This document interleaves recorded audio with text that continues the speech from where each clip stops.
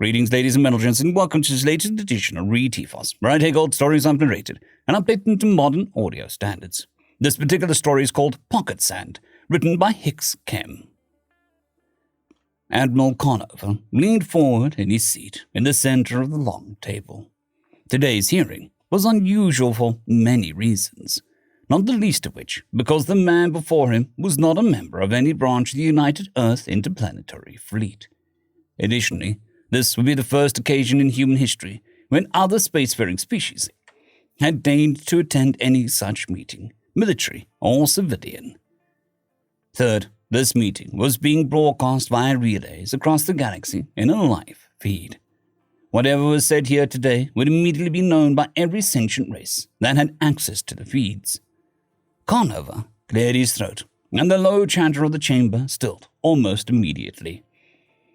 Sir, you are Captain Jefferson Sykes of the independent merchant cargo vessel, the Credible Hulk, are you not?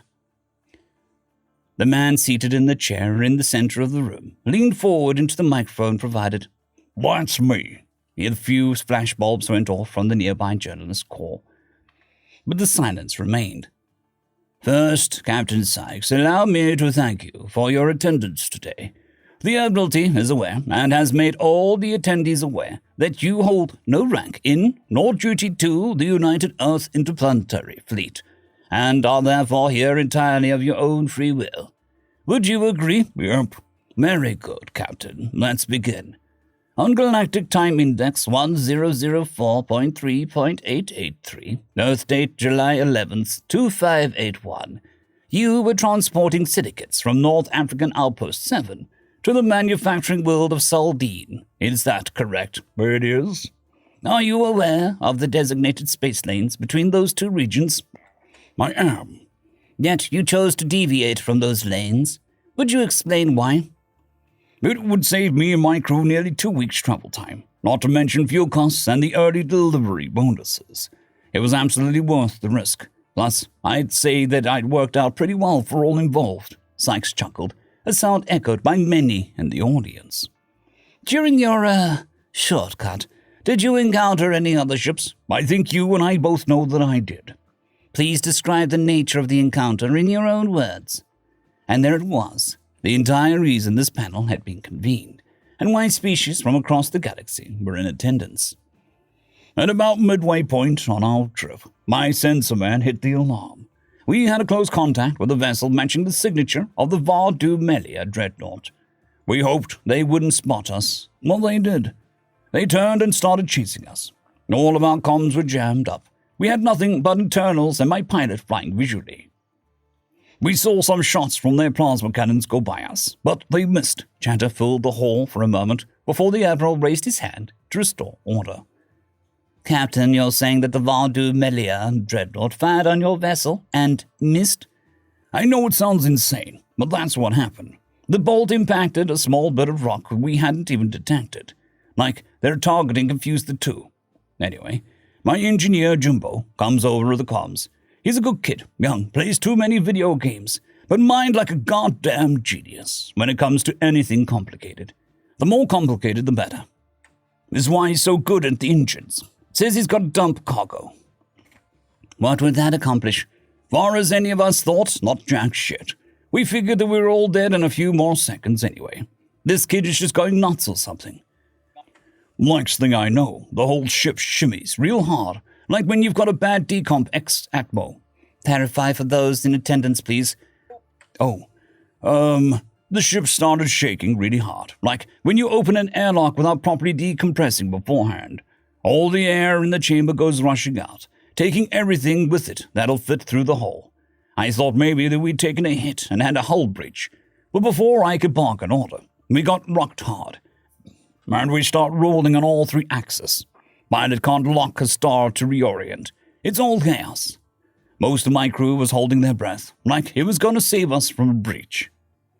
Sykes paused for a moment and took a deep breath, then reached for a nearby glass of water. The room remained silent.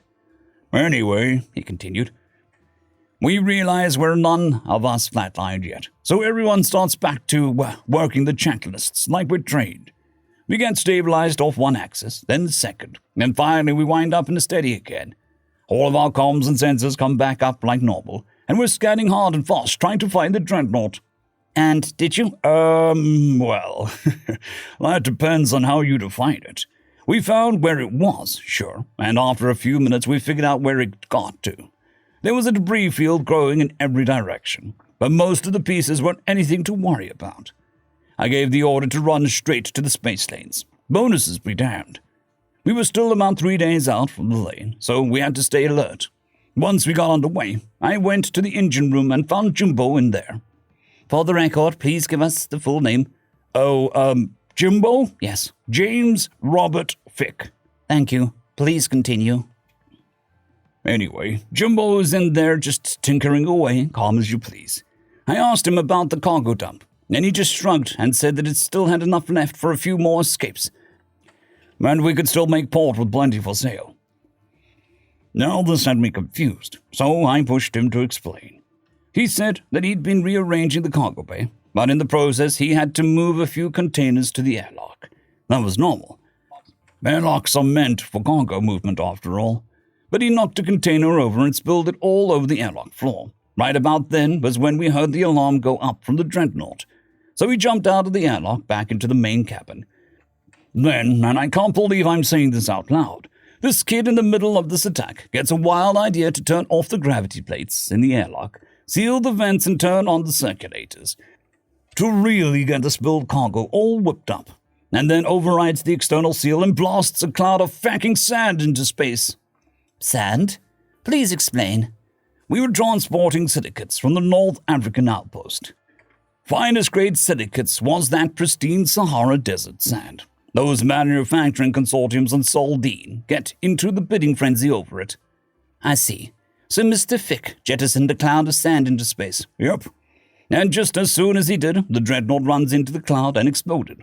An uproar filled the room as humans and Xenos alike expressed their shock at such a claim. A few moments passed before the Admiral raised his hand again and shouted for silence. Captain Sykes, to be clear, you are stating here today that your engineer jettisoned your cargo of sand into space, and this resulted in the complete destruction of a Vardu Melia heavy warship, allowing you and your crew to escape. This story seems suspect. I thought so too, Admiral, but Jumbo explained it to me like this. He'd been reading every report he could get on VDM encounters, including, He trailed off and glanced at the surrounding military personnel from several different species in the Galactic Federation. The Admiral, realization dawning, continued for him, including classified military documents that he had no legitimate way of accessing. And such an accession would be grounds for criminal charges under the new Espionage Act of 2306. Sykes just stared at him silently. Conover sighed, then leaned closer to the microphone to ensure clarity of his next words. I, Admiral Percival Wallace Conover, do hereby acknowledge that Mr. James Robert Feck is granted military clearance level 8, effective exactly 5 minutes prior to first accession of classified military documents, with clearance rescinded effective 5 minutes after the last ascension of classified military documents. Clearance granted post ex facto. Captain Sykes, please continue. Sykes breathed a sigh of relief and continued. Anyway, he had been reading documents which he was absolutely allowed to be reading, and he figured something out about the VDMs. He said every encounter showed that their energy output increased by a fixed amount whenever anything impacted their shields. He also said it didn't seem to matter how big it was. If something hit their shields, there was a momentary spike in energy output. Like the system was designed to put out enough energy to each impact that it wouldn't matter if it was a large object or not. They designed it that way. Now, from what Jumbo read and figured, the VDMs never figured that they'd have to worry about shields drawing too much. They were thinking in battle scales, where you've got thousands of bullets and dozens of missiles or what have you. But an airlock where Jumbo had just spilled a full cubic meter of fine-grained Sahara sand. That's up to the billions or something. The sand cloud hit the shields, the VDM did what it always does, and draws power for each impact. Near as we could tell, that power draws from every system, including their core containment. Jumbo was real proud of that trick, called it pocket sand. Said it was from some really old media about a hill king. He also said he did the math, and if we stayed on our shortcut, we could dump the same amount of cargo a dozen more times, before the break-even point where the early bonus got eaten by the cargo loss. Admiral Conover, along with the rest of the audience, sat in stunned silence. Syke looked around sheepishly, then kept talking. Anyway, I'm a businessman. I figured we was already halfway through the shortcut and only hit one VDM, and the money was going to be real good if we pulled off the shortcut. So I told the pilot to cancel the trip back to the space lanes and keep on like we were. Worst case scenario, we dump more pocket sand and wind up breaking even on the ship. And did you, asked the Admiral, did we what? Did you have any more calls to jettison cargo? Only once more, a VDM scout. I'm guessing he was dispatched to see what happened to the Dreadnought. We pinged him before he ever saw us. Guess he wasn't running scared like we were. Jimbo calls up the pilot, tells him to fishtail it like in the films. I swear this kid watches the weirdest shit for entertainment. Then pops the airlock again. He dumped a cloud of sand in the path of the scout. That scout never even knew what happened. Just went critical and spread himself over half the sector. Sykes chuckled. The room was buzzing. Conover leaned back in his chair and placed his hand over the microphone.